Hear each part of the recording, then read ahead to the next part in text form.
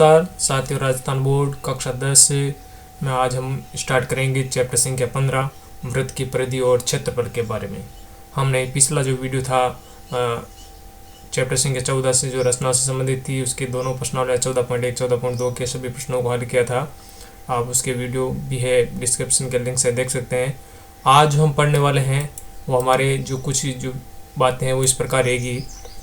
हम पढ़ेंगे कि वृत्त की परिभाषा क्या होती है, वृत्त क्या होता है, वृत्त की त्रिज्या क्या होती है, वृत्त का व्यास क्या होता है, वृत्त की जो परिधि क्या होती है, वृत्त की परिधि और व्यास में क्या संबंध होता है, वृत्त की जीवा क्या होती हैं, वृत्त की चाप क्या होती हैं, या कहीं वृत्त का क्षेत्रफल और सेकेंडरी वृत्त और दो सेकेंडरी वृत्तों से परिबद्ध क्षेत्र का क्षेत्रफल। तो ये जो कॉन्सेप्ट है वो आज के इस जो चैप्टर से संबंधित है और इन पर हमें एक बार चर्चा ज़रूर कर लेनी चाहिए। आशा करता हूँ कि आप इनके बारे में कुछ थोड़ा जानते हैं और कुछ मैं आपको समझाने का प्रयास करूँगा। इससे आपके ज्ञान में वृद्धि होगी और निश्चित रूप से आपको फ़ायदा ही होगा। तो सबसे पहले हम चलते हैं वृत्त की परिभाषा के बारे में। वृत्त क्या है? जो परिभाषा हम देखें, वृत्त एक तल के उन बिंदुओं का समूह होता है या एक बिंदुपथ होता है जो एक नियत बिंदु, जिसके हम कहते हैं स्थिर बिंदु भी कह सकते हैं, जिसको हम क्या कहते हैं केंद्र कहते हैं, से अचल दूरी पर स्थित होता है। माना कि ये एक केंद्र है, यहाँ पर आपको एक डॉट दिख रहा है, ये एक केंद्र है, बिंदु है, एक नियत बिंदु है, हम स्थिर बिंदु कह सकते हैं। अब यहाँ पर हम क्या करेंगे, कुछ दूरी पर क्या करेंगे, एक बिंदुओं का बिंदुपथ खींचेंगे। क्या करेंगे? बिंदुओं का बिंदुपथ खींचे। और ये जो बिंदुओं का बिंदुपथ है वो क्या कहलाएगा? इस बिंदु से हम देख लें, ये जो बिंदुपथ है, जो पूरा का पूरा जो घेरा दिख रहा है वो इस बिंदु से, जो नियत बिंदु था, केंद्र बिंदु था, उससे सभी जगह क्या है, बराबर दूरी पर स्थित है, एक समान दूरी पर स्थित है, एक अचल दूरी पर स्थित है। इसलिए इस बिंदुपथ को हम क्या कहेंगे? वृत्त कहेंगे। इस समूचे जो बिंदुओं के समूह को हम क्या कहेंगे? वृत्त कहेंगे। तो अब जो आता है कि इससे संबंधित बातें कि ये है क्या, बिंदु जो नियत बिंदु था वो क्या है, तो नियत बिंदु को हम क्या कहेंगे? वृत्त का केंद्र कहेंगे। क्या कहेंगे इसको? वृत्त का केंद्र कहेंगे, जिसको हम ओ से भी दिखा सकते हैं, किसी अन्य बिंदु से भी दिखा सकते हैं। ये जो बिंदु होगा यहाँ पर स्टार्टिंग बिंदु, वो क्या होगा? वृत्त का केंद्र होगा। अब हम चलते हैं अगली परिभाषा के बारे में। अगली जो हमारी जो वृत्त से संबंधी परिभाषा है वो है त्रिज्या की, कि वृत्त की त्रिज्या होती है तो आखिर क्या होती है। तो हमने पढ़ा था कि वृत्त क्या है, एक स्थिर बिंदु से, ये मानना एक स्थिर बिंदु है, उससे एक निश्चित दूरी पर खींचा गया क्या है, एक समान दूरी पर, एक अचल दूरी पर खींचा गया बिंदुपथ क्या कहलाता है? वृत्त कहलाता है। तो इस निश्चित बिंदु से ये जो केंद्र तक की दूरी है वो ये वृत्त की जो घेरे वृत्त के तक की दूरी है वो क्या कहलाएगी? त्रिज्या कहलाती है। निश्चित बिंदु से वृत्त तक की दूरी, वृत्त पर स्थित किसी बिंदु तक की जो दूरी है वो क्या कहलाएगी? वृत्त की त्रिज्या कहलाती है। इसको हम अगर नाम लिखना चाहें तो ये लिख सकते हैं, ये त्रिज्या है, त्रिज्या, ठीक है।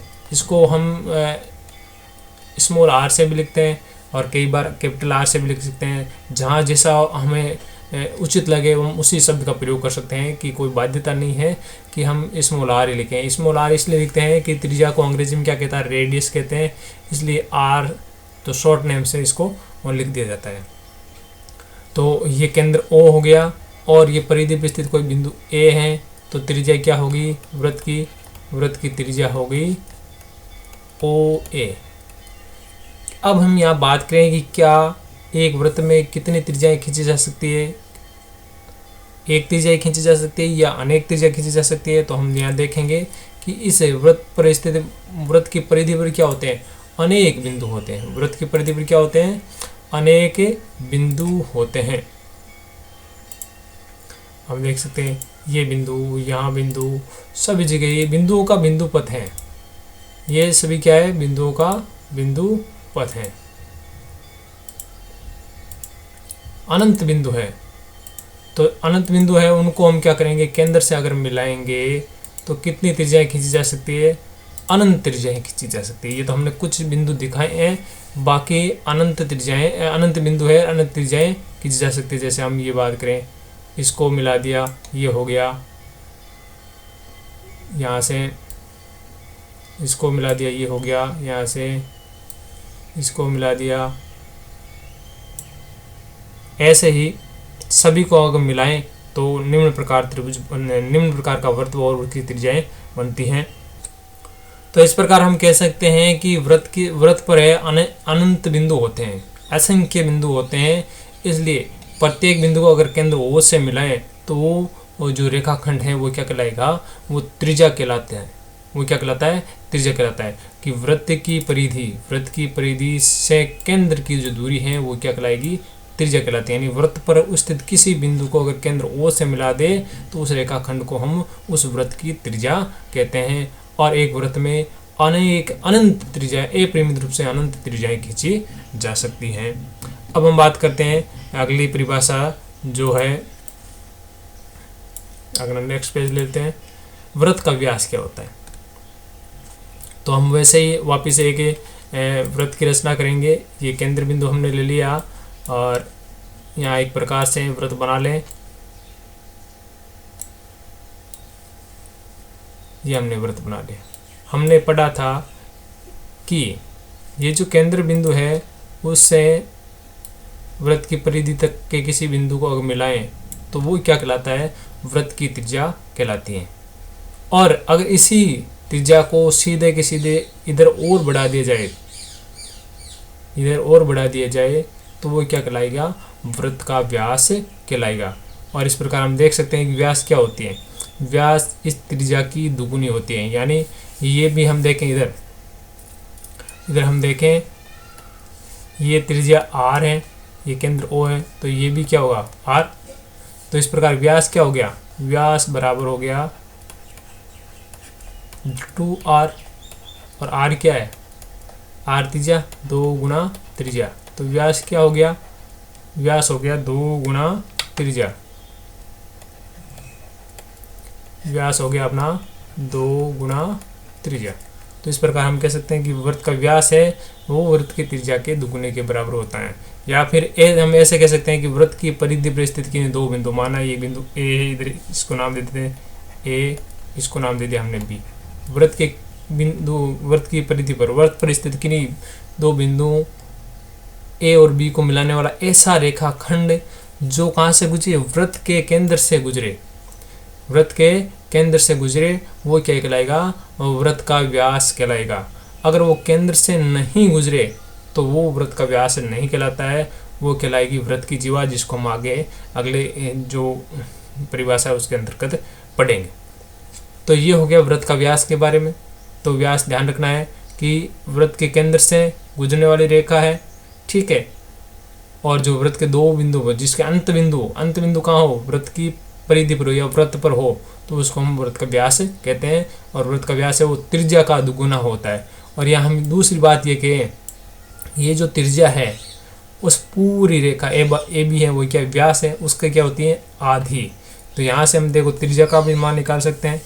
ये यहाँ से हम देखें त्रिज्या निकालें तो त्रिज्या इक्वल टू क्या हो गया, ये 2 इधर गुणा उधर जाकर क्या हो जाएगा, व्यास बटा 2। तो ये क्या होगी, त्रिज्या। तो इस प्रकार हम कह सकते हैं कि त्रिज्या किसकी होती है, व्यास की आधी। अगर हमारे पास में व्यास दे रखा है कि प्रश्न में दे दिया व्यास 10 सेंटीमीटर है, तो हमें त्रिज्या ज्ञात करना होगा, वो होगी 10 बटा 2 इक्वल टू 5। त्रिज्या दी हुई है तो हम उसको 2 से गुणा कर देंगे तो व्यास आ जाएगा। जहाँ तक प्रश्नों की बात है वहाँ पर अगर व्यास दिया होता है तो हमें अनिवार्य रूप से त्रिज्या का मान तो ज्ञात करना ही चाहिए, क्योंकि त्रिज्या के द्वारा ही अन्य प्रश्नों का हल किया जा सकता है। चाहे वृत्त की परिधि हो, वृत्त का क्षेत्रफल हो, या अन्य कुछ भी हो, त्रिज्यखंड का क्षेत्रफल हो, वृत्तखंड का क्षेत्रफल हो, तो व्यास वृत्त से संबंधित समस्याओं का हल करने के लिए हमें त्रिज्या की आवश्यकता होती है। तो त्रिज्या कैसे भी ज्ञात करें, हमें ज्ञात करनी है। अगर व्यास दिया हो तो व्यास में 2 का भाग दे देंगे, त्रिज्या आ जाएगी। अब हम अगला जो बिंदु पढ़े हैं वो है वृत्त की परिधि। तो वृत्त की परिधि क्या होती है, तो अभी हमने एक सर्किल, हम वापस वृत्त बना लेते हैं। ये प्रकार लिया हमने,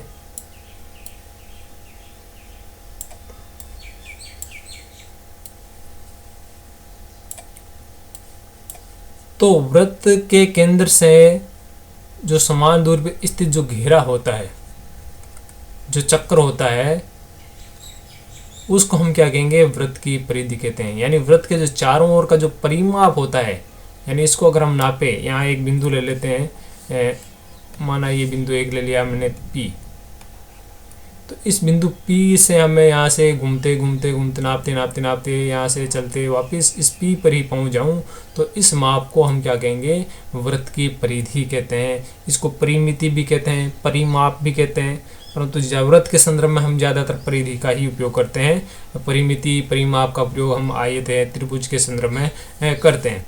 तो है चीज़ ये कि चारों ओर का जो घेरा है, चक्कर है, उसकी जो लंबाई है वो क्या है, वो है परिधि। तो वृत्त एक अलग चीज़ है और परिधि अलग चीज़ है। हम क्या इस घेरे को, ये जो संपूर्ण घेरा है उसको हम वृत्त कहेंगे, और इस घेरे की जो लंबाई है उसको हम क्या कहेंगे, परिधि कहते हैं। तो यहाँ आप देख सकते हैं कि परिभाषा दी हुई है कि वृत्त के अनुदिश एक पूरे चक्कर तय करने में जो दूरी है उसको हम क्या कहेंगे, वृत्त की परिधि कहते हैं। या वृत्त के चारों ओर का जो परिमाप है वो परिधि कहलाती है। यानी एक चक्कर कैसे होगा, यहाँ से चलेंगे, ये लुढ़कता लुढ़कता जाएगा और वापस यहाँ पहुँचेगा तो एक चक्कर हो जाएगा। तो एक चक्कर बराबर क्या हो गया, एक चक्कर बराबर क्या हो गया, वृत्त की परिधि हो गई। मान लो कोई भी आपके पास में दिया हो, मान लो पहिया दिया हो, एक पहिया दिया हो, तो एक पहिया एक चक्कर लगाएगा पहिए द्वारा। हम यहाँ लिखेंगे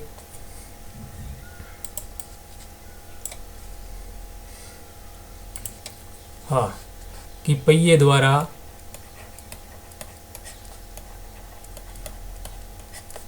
एक चक्कर लगाने में तय दूरी, एक चक्कर लगाने में तय दूरी, ये बहुत बार पूछा जाता है। और वो दूरी क्या होती है, वो दूरी होती है वृत्त की परिधि, वृत्त की परिधि होती है। अब वृत्त की परिधि है तो उसका सूत्र क्या होगा, कैसे ज्ञात करें वृत्त की परिधि। हम ये जानते हैं ये एक वृत्त है, तो वृत्त के केंद्र से हम क्या करेंगे, इसकी किसको मिला दें, परिधि के किसी बिंदु को मिला दे तो उसको हम क्या कहेंगे, आर कहेंगे, आर यानी त्रिज्या।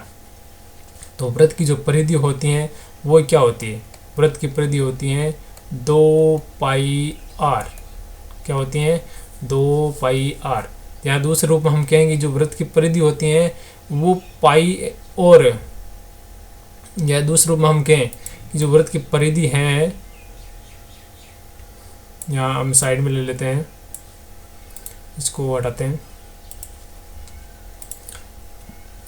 कि वृत्त की परिधि और जो वृत्त का व्यास होता है, ये पूरी परिधि और वृत्त का जो व्यास होता है, परिधि बटा व्यास, परिधि बटा व्यास क्या होता है, पाई होता है। क्या होता है, पाई। पाई को हम सही रूप से लिख लेते हैं। वृत्त की परिधि बटा व्यास क्या होता है, पाई। तो परिधि को हम किस लिखते हैं, जैसे हम देख सकते हैं यहाँ पर परिधि 2 पाई आर, ठीक है, और बटा व्यास क्या होता है 2r, 2 से 2 कट गया और r से r कट गया तो क्या बच गया, पाई बच जाता है। तो वृत्त की परिधि और व्यास का जो अनुपात है वो पाई होता है। पाई है उसकी जो बात करें, पाई का जो मान है वो है कितना होता है, हम ज्यामितीय गणना के रूप में या ये जो वृत्त के क्षेत्रफल में या वृत्त का जो व्यास वगैरह है, त्रिज्या वगैरह परिधि ज्ञात करने के संदर्भ में हम करते हैं। पाई का मान हम मानते हैं 22/7 या 3.14। 3.14, मैंने 3.14 नहीं बोला है। 3 पॉइंट के बाद जो भी संख्या होगी इधर राइट हैंड साइड की ओर, उनको हम एक सिंगल संख्या के रूप में बोलेंगे 3.14। और ये जो पाई का मान है वो किसने दिया, ये पाई का मान है भारत के प्रसिद्ध गणितज्ञ, भारत के प्रसिद्ध गणितज्ञ जिसका नाम था आर्यभट्ट। क्या नाम था, आर्यभट्ट। आपने नाम सुना होगा आर्यभट्ट, जिसने 499 ईस्वी में 499 ईस्वी में जो गुप्त काल था भूतकाल के ये प्रसिद्ध गणितज्ञ थे। उन्होंने जो पाई का मान बताया वो कितना बताया कि पाई का मान होता है कि पाई इक्वल टू 65,832/20,000। ये उन्होंने पाई का मान बताया। और ये मान किसके बराबर है? ये मान बराबर हैं 3.1416 के बराबर है। 3.1416 के बराबर है। यानी उन्होंने दशमलव के 4 स्थानों तक है पाई का मान है। उन्होंने आज से लगभग 1500 वर्ष पूर्व है उन्होंने बता दिया था। तो प्राचीन भारत की बात करें तो प्राचीन भारत में हमारा जो गणित है इतना समृद्धशाली था। तो ये हमारा हो गया वृत्त की परिधि का। वृत्त की परिधि और व्यास में अगर हम संबंध की बात करें तो हमने ये देखा था कि वृत्त की परिधि और व्यास में क्या संबंध होता है कि परिधि बटा व्यास बराबर होता है परिधि बटा व्यास बराबर है किसके? पाई के। और पाई का मान कितना होता है? 22/7। पाई का मान मानते हैं 22/7 या 3.14। ये एग्जैक्ट रूप से तो ये होता नहीं, परंतु हम क्या करने गणना के रूप में हम इनका उपयोग करते हैं। आपके प्रश्न में अगर पाई का मान अगर दिया हुआ है कि 22/7 का उपयोग करें तो 22/7 का प्रयोग करना है। प्रश्न में ये लिखा गया है कि पाई का मान 3.14 का प्रयोग करें तो 3.14 का प्रयोग करें। अगर प्रश्न में नहीं लिखा गया है तो अपनी मर्जी से चाहे 22/7 का प्रयोग करो या 3.14 का उपयोग करो, जो हमें उपयुक्त लगे उसका हमें प्रयोग करना है। तो वृत्त की परिधि और व्यास का अनुपात है वो होता है पाई। आगे हम देखते हैं वृत्त की जीवा। अगला बिंदु वृत्त की जीवा। हम एक वृत्त लें, पुनः वृत्त का एक केंद्र लें। ये वृत्त का एक केंद्र है और अब हम प्रकार से क्या करेंगे? वृत्त की रचना कर देंगे। यहाँ केंद्र पर हमने रखा और वृत्त की हमने रचना कर दी। तो अब वृत्त की जीवा होती क्या है? वृत्त की जीवा एक रेखाखंड है जिसके दोनों अंत बिंदु यानी अंतिम बिंदु वृत्त की परिधि पर स्थित होते हैं। कि माना कि वृत्त की जो परिधि है उस पर 2 बिंदु हैं इस प्रकार। एक बिंदु ये है, दूसरा बिंदु ये है। इन दोनों को अगर हम मिलाएं, उन दोनों को अगर हम मिलाएं तो ये क्या कहलाएगी? ये जो रेखाखंड क्या कहलाएगी? वृत्त की जीवा कहलाती है। तो वृत्त में कितनी जीवा खींची जा सकती है? तो जैसे त्रिज्या हमने खींची थी वैसे ही वृत्त की परिधि पर वृत्त पर अनंत बिंदु स्थित होते हैं, इसलिए हम अनंत जीवाएं खींच सकते हैं। अनंत प्रकार की जीवाएं खींच सकते हैं। ऐसे बहुत सारी जीवाएं हम खींच सकते हैं।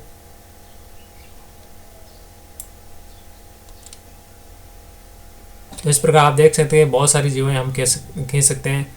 और इन जीवाओं में से हम देखें कि जो जीवा केंद्र से गुजरती है वो जीवा क्या होती है? आप लंबाई में देख सकते हैं ना आपकर, वो लंबाई में सबसे बड़ी होती है। तो वृत्त की जो व्यास है, वृत्त का जो व्यास है वो क्या होती है? वृत्त की सबसे बड़ी जीवा होती है। जो जीवा केंद्र से होकर गुजरती है वो क्या कहलाती है? वृत्त का व्यास ही तो होती है। ठीक है ना? तो जीवा जो व्यास है वृत्त की सबसे बड़ी जीवा होती है। कई बार प्रश्न पूछा जाता है एक छोटा सा कि वृत्त की सबसे बड़ी जीवा कौन सी होती है? तो व्यास। और कि व्यास जीवा है क्या? बिल्कुल है। व्यास एक जीवा है जो वृत्त के केंद्र से गुजरती है और ये वृत्त की सबसे बड़ी जीवा होती है। तो आपको ये ध्यान रखना है। हमने ये क्षैतिज रेखाएं खींची है, हम चाहें तो ये आड़ी रेखा ऐसे भी जीवा बना सकते हैं। कोई इसमें कोई शंका वाली बात नहीं होनी चाहिए। ऐसे भी हम जीवाएं बना सकते हैं, किसी भी तरह से बना सकते हैं। तिरछी भी बना सकते हैं हमें, जैसे ये तिरछी। ऐसे बहुत सारे अनंत तरह की जीवाएं हम वृत्त पर खींच सकते हैं। तो ये वृत्त की जीवाएं हो गई। वृत्त की चाप की बात करें तो वृत्त की चाप के लिए हम क्या करेंगे? पहले वृत्त की रचना कर दें। एक बिंदु केंद्र ले लिया हमने यहाँ पर और हम एक वृत्त की रचना कर देते हैं। ये हमारा वृत्त बन गया। अब जो मान लो कि चाप वृत्त की परिधि पर स्थित किन्हीं 2 बिंदुओं के जो बीच की स्थिति है वो क्या कहलाएगा? चाप कहलाएगा। इस रूप में हम कहेंगे कि जो चाप होता है वो वृत्त की परिधि का ही कोई भाग होता है। माना कि यहाँ 2 बिंदु स्थित है तो उनसे अगर हम चाप की रचना करना चाहें तो ऐसे ये चाप की रचना हो गई। ये जो बिंदु है, मान लो ये बिंदु है ए, यहाँ से हम ले लेते हैं ये बिंदु हो गया ए, ये बिंदु हो गया बी। तो इन ए और बी को हम क्या कहेंगे, वृत्त का चाप कहेंगे। तो वृत्त का चाप क्या होता है, वृत्त की परिधि ही होती है और कुछ नहीं होता है। आपको ये विशेष ध्यान रखना है।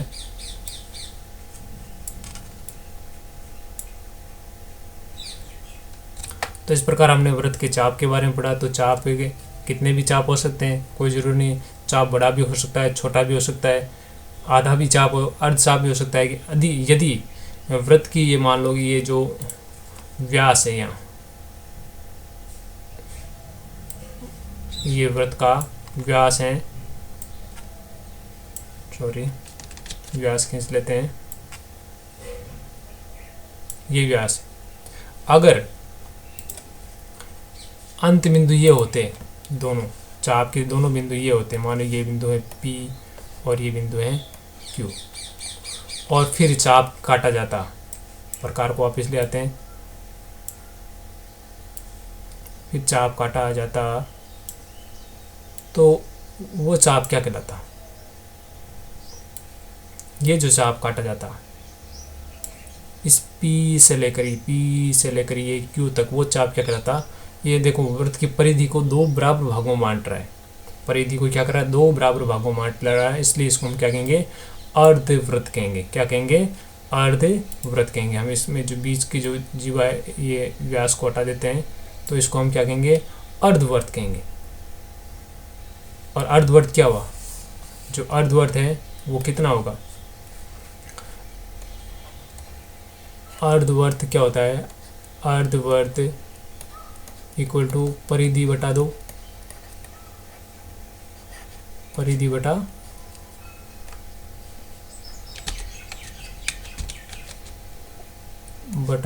दो, और परिधि क्या होती है 2πr बटा 2, तो क्या हो गया πr। तो वर्त का वर्त है वो πr होता है। परंतु कभी कभी हमें ये प्रश्न देखने को मिलता है कि वो कह देते हैं, एक नया चित्र बना लेते हैं हम, उससे आपको ज़्यादा स्पष्ट होगा।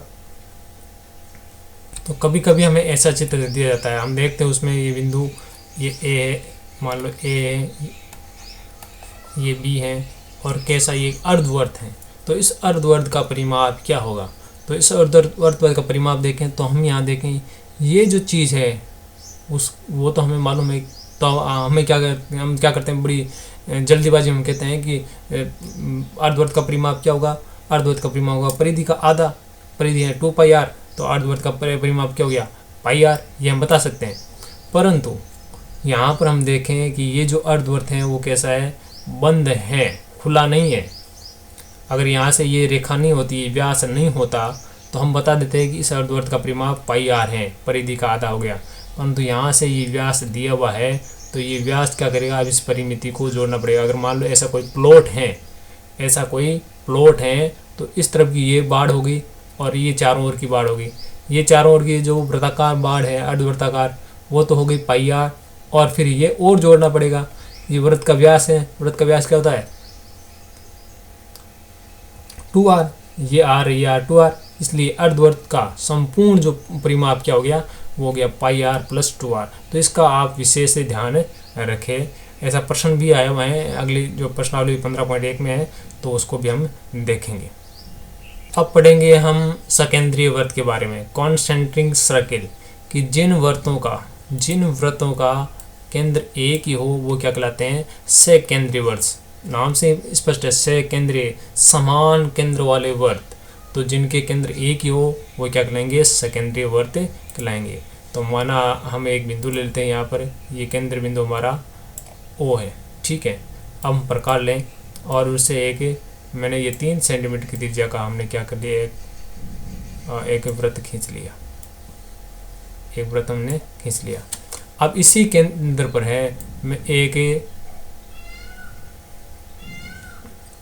4 सेंटीमीटर के वृत्त की ओर रचना कर लेता हूँ।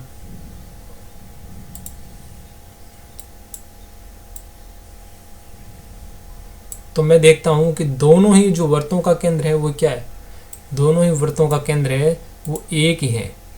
ये जो ब्लू सर्किल वाला है, ये जो रेड सर्किल वाला है ये वाला, और ये जो ब्लू सर्किल वाला है, दोनों की त्रिज्याएं अलग अलग हैं परंतु दोनों का केंद्र क्या एक ही है। तो ऐसे वृत्तों को हम क्या कहेंगे, सकेंद्रीय वृत्त कहेंगे। माना जो कि जो बड़ा वाला वृत्त है, बड़ा वाला वृत्त है उसकी त्रिज्या है R1, ठीक है, और ये छोटा वाला जो वृत्त है उसकी त्रिज्या क्या है, R2। तो ये दोनों सेकेंडरी वृत्त कहलाएंगे। एक R1 त्रिज्या का वृत्त है, दूसरा R2 त्रिज्या का वृत्त है, दोनों आपस में क्या कहलाएंगे, सेकेंडरी वृत्त, क्योंकि दोनों का केंद्र एक ही स्थान पर है। अब हम कई बार प्रश्न आता है कि ये जो सेकेंडरी वृत्त है उनके द्वारा जो परिबद्ध क्षेत्र है उसका क्षेत्रफल ज्ञात कीजिए। जो हमारे नेक्स्ट पॉइंट होगा हम उसमें चलते हैं। तो सेकेंडरी वृत्तों से परिबद्ध वृत्त का क्षेत्रफल की बात करें तो माना कि दो, एक R1 त्रिज्या का जिसको हम नाम दे देते हैं ये R2 है, और ये जो है उसको नाम दे देते हैं R1 त्रिज्या। बड़े वाले वृत्त को R1 नाम दे दिए, R1 त्रिज्या का है, और छोटे वाले वृत्त को है R2 त्रिज्या का है।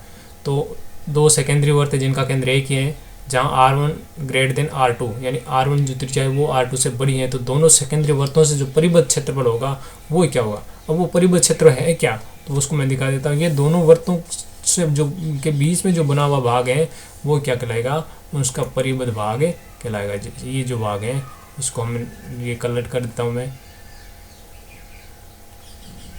इस प्रकार हम ये देख सके इस दोनों वृत्तों के जो बीच का जो भाग है वो क्या कहलाएगा, सकेंद्रीय वृत्त कहलाएगा।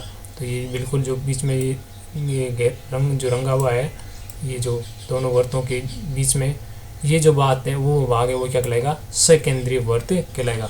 अब उसका क्षेत्रफल क्या होगा, तो उसका क्षेत्रफल क्या होगा, हमें जो बड़ा वृत्त है उसका हमें क्षेत्रफल निकालना है। ये जो बड़ा वृत्त है, ये जो लाल कलर में दिख रहा है R1 त्रिज्या वाला, उसका क्षेत्रफल निकालें। बड़े वृत्त का क्षेत्रफल माइनस क्या करेंगे, छोटे वृत्त का क्षेत्रफल। छोटा वृत्त कौन सा है, R2 त्रिज्या का। जो बड़े वाला वृत्त है इसमें से छोटे वाला वृत्त का क्षेत्रफल निकालते तो क्या बचेगा, ये बीच का भाग बच जाएगा। तो दोनों का अगर हम क्षेत्रफल निकालें तो बराबर क्या होगा, पाई R1 का स्क्वायर माइनस पाई R2 का स्क्वायर। वृत्त का क्षेत्रफल क्या होता है, पाई R स्क्वायर। तो R1 त्रिज्या क्या होगा, R1 पाई R1 का स्क्वायर, और R2 वाले का क्या हो जाएगा, पाई R2 का स्क्वायर। दोनों हम देखें क्या कॉमन आ रहा है, पाई कॉमन आ रहा है। तो यहाँ लिख सकते हैं R1 का स्क्वायर माइनस R2 का स्क्वायर। तो ये देखिए ये जो है R1 square minus R2 square, कई बार इसको अलग रूप से भी लिख सकते हैं ऐसे, जैसे ये A square minus B square है तो उसको हम लिख सकते हैं A plus B, A minus B. तो ऐसे इसको भी ऐसे लिखा जा सकता है R1 प्लस R2 और R1 माइनस R2। ये प्रश्न है आपने कॉपी में भी एक प्रश्न है, प्रश्नावली ये जो 15 पॉइंट है कि उसमें 9वां प्रश्न ऐसा ही दिया हुआ है। तो उसमें हमें घबराने की आवश्यकता नहीं, ये दोनों है R1 माइनस R2 का स्क्वायर, उसको हम R1 plus R2, R1 minus R2 ऐसे भी लिख सकते हैं। तो ये भी आपने को एक विशेष रूप से बात है ध्यान में रखने, कहीं ऐसा नहीं हुआ कि अब प्रश्न में ये ऑप्शन ये आ जाए और हम ये भूल जाएं कि हमने तो यही पढ़ा था कि पाई R1 का स्क्वायर माइनस R2 का स्क्वायर होता है, ये कहाँ से आ गया, ये तो हमें मालूम ही नहीं था। ठीक है, तो आप इसका विशेष ध्यान रखें। तो इस प्रकार आज हमने वृत्त से संबंधित कुछ बातें पढ़ी, वृत्त का सेकेंडरी वृत्त पढ़ा। ठीक है, हमने पढ़ा वृत्त की व्यास, जीवा, परिधि। हमने एक चीज़ छोड़ दी, वो है वृत्त का क्षेत्रफल, तो वो भी हम देख लेते हैं। वृत्त का क्षेत्रफल, तो यहाँ हम देखें वृत्त का क्षेत्रफल। वृत्त का क्षेत्रफल होता है वो होता है पाई R स्क्वायर। क्या होता है, पाई R स्क्वायर। पाई क्या होता है, पाई का मान 22/7 होता है, और R क्या होती है, वृत्त की त्रिज्या होती है। यदि पाई के मान को त्रिज्या के वर्ग से गुणा कर दें तो वृत्त का क्षेत्रफल आता है। इस प्रश्नावली से संबंधित कुछ जो सूत्र हैं वो इसी प्रकार हो सकते हैं कि कुछ बिंदु बातें हम और लिख सकते हैं कि वृत्त की परिधि, वृत्त की परिधि क्या होगी, 2 पाई R। ठीक है, वृत्त का व्यास, ये रिवीजन हमारा हो रहा है, क्या हो जाएगा 2R। तो यहाँ से त्रिज्या निकालनी व्यास से, तो R बटा व्यास बटा 2 हो जाएगा। ठीक है, तो आपको ध्यान रखना है। अर्धवृत्त की परिधि, अर्धवृत्त की परिधि, तो अर्धवृत्त की परिधि देखें, केवल परिधि का ही पूछा है तो क्या हो जाएगा, परिधि का आधा होता है 2πr का आधा πr, और संपूर्ण परिधि पूछे तो यहाँ पर हमें 2r और जोड़ना होगा। अगर किसी वस्तु का हम पूछे कि इसकी जो संपूर्ण परिमाप क्या है तो हमें 2r और जोड़ना पड़ेगा। तो इस प्रकार आज हमने वृत्त के संबंधी जो सामान्य बातें थी, वृत्त की परिभाषा, वृत्त की त्रिज्या, व्यास, जीवा, चाप, परिधि, क्षेत्रफल हमने पढ़ा, सेकेंडरी वृत्त के बारे में पढ़ा। अगली जो वीडियो हमारा होगा उसमें हम 15.1 से संबंधित सारे के सारे 10 क्वेश्चनों को हल करेंगे। और तब तक के लिए आपका धन्यवाद।